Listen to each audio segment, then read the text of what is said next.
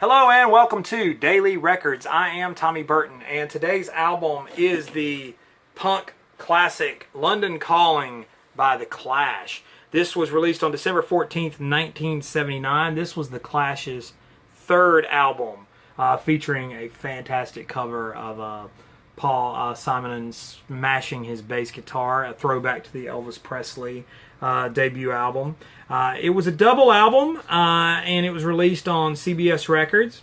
We had to wait in the States until January of 1980 before we got to hear it on Epic, on the Epic label.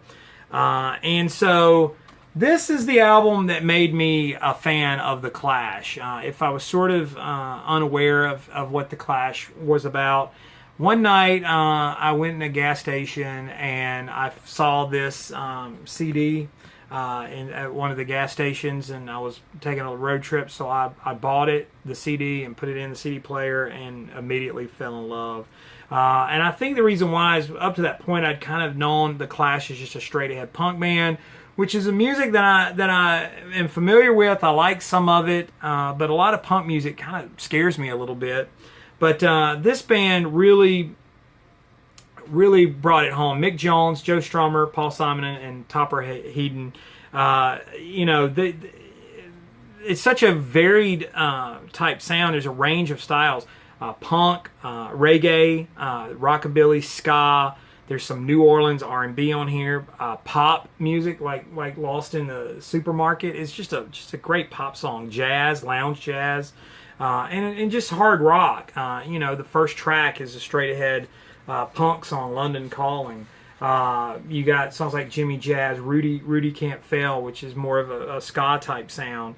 The themes of the album, they range too. Social displacement, which was a big deal with The Clash, unemployment, racial conflict, and just adulthood in general.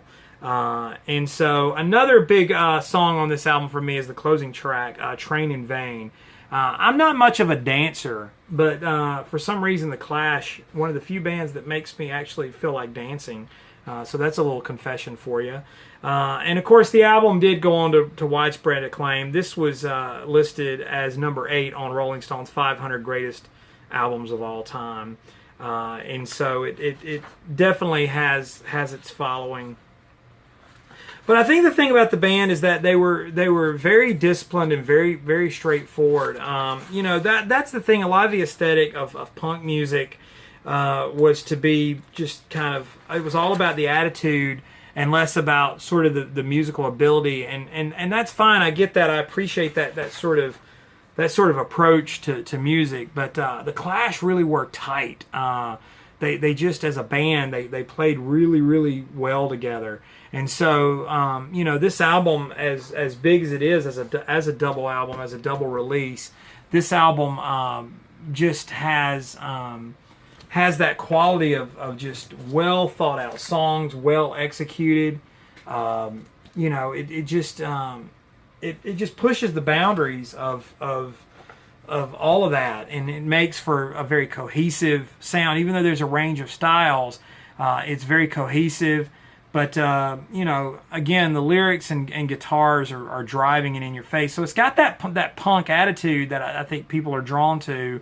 But, if you're a fan of musicianship and good playing, this album holds up as well. And so that's why I consider London Calling one of my very favorite albums ever. And you should too. It's today's Daily Record, The Clash, London Calling. Tell me what you think down below. Like, comment, subscribe, share, all that stuff. Follow my main channel. Follow me on Instagram and Twitter. It's TommyBurton75. I love interacting with you guys. The Clash, London Calling, today's Daily Record. In the meantime, I'll see you all again tomorrow with another Daily Record.